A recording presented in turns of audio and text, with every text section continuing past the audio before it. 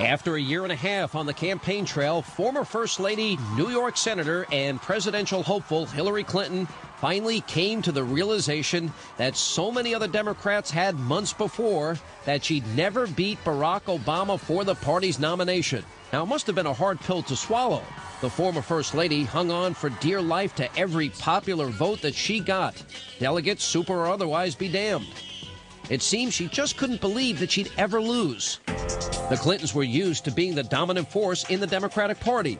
Bill's two-term presidency and Hillary's 8 years as New York Senator kept the dynamic duo in the media spotlight and in the political driver's seat for the better part of 2 decades. I, William Jefferson Clinton.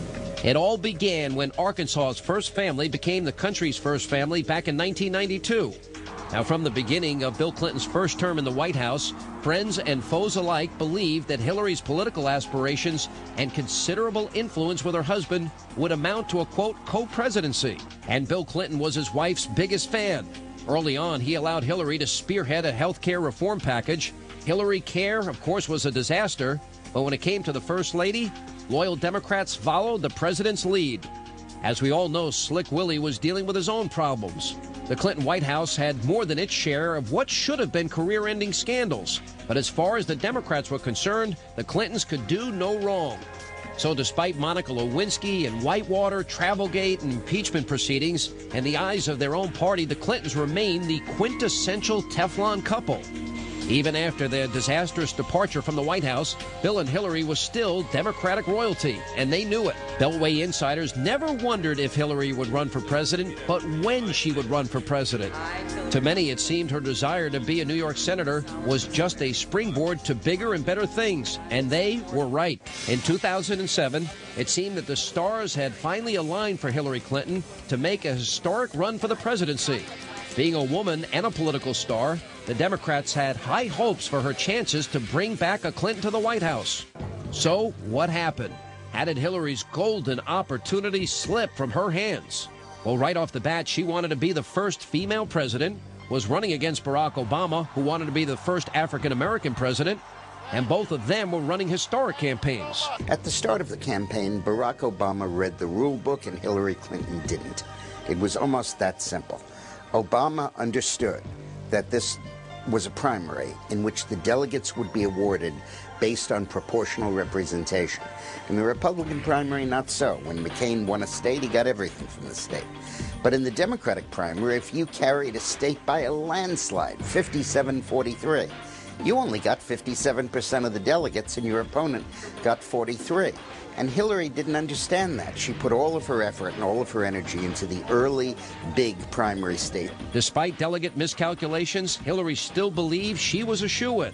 At every debate, caucus, and campaign stop, she repeated her mantra, I have more experience. What hurt her was not that she was a woman, but that her experience and her credentials all came from her husband.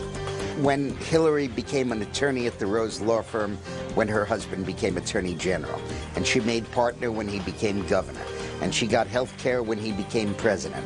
She got the Senate seat when he triumphed over impeachment. And now she's running for president on what? A program of experience. Whose experience? Bill's. And the silver-tongued former president, well, he didn't help his wife's campaign. You interrupted my speech. You let me talk, will you? I think that Bill and Hillary orchestrate what they do together. They plan it.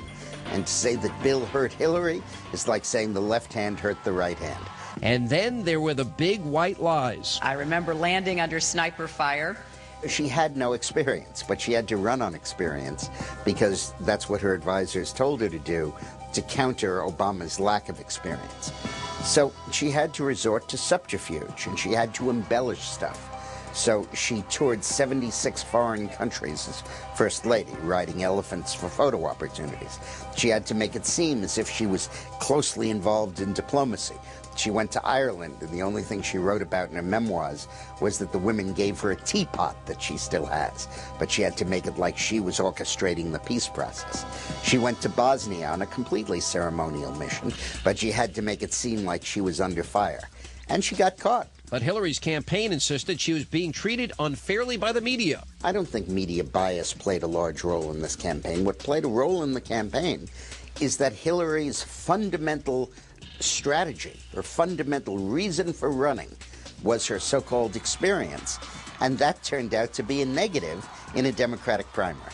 In the end, it was a litany of missteps that undermined the woman who thought that she couldn't lose. If Hillary had done anything right, she would have won this nomination. It took the most god-awful campaign in the world to lose this nomination. Had she not run on experience and instead run as the candidate of change, everybody would have bought that this was the first woman running and was obviously a change. Look at her. You could see that this was a change. She could obviously have done that. Not descend to race as the campaign moved on, but instead embrace strong, aggressive causes that would show her as being antithetical to Washington and being in favor of change. Do her negative research better. Come up with Reverend Wright in December and put it out there. Don't wait for it to break after Super Tuesday. Raise her money online, which she could have done, so that she has donors that keep giving her money afterwards, and she can just click her mouse and reload her money. Had she done any of these things right, she would have won. But for the woman who should have been president, the epic journey is now over. With cheers of "Yes, we can" ringing in their ears, America's first couple has exited stage left. So how will America remember the Clintons now that their time seems to have passed? Will Bill Clinton's legacy be forever tarnished by what has happened in the last 6 months? And will Hillary Clinton be the woman who came so close, or the woman who let it slip through her fingers? Well, only time will tell how we will remember the man from a place called hope.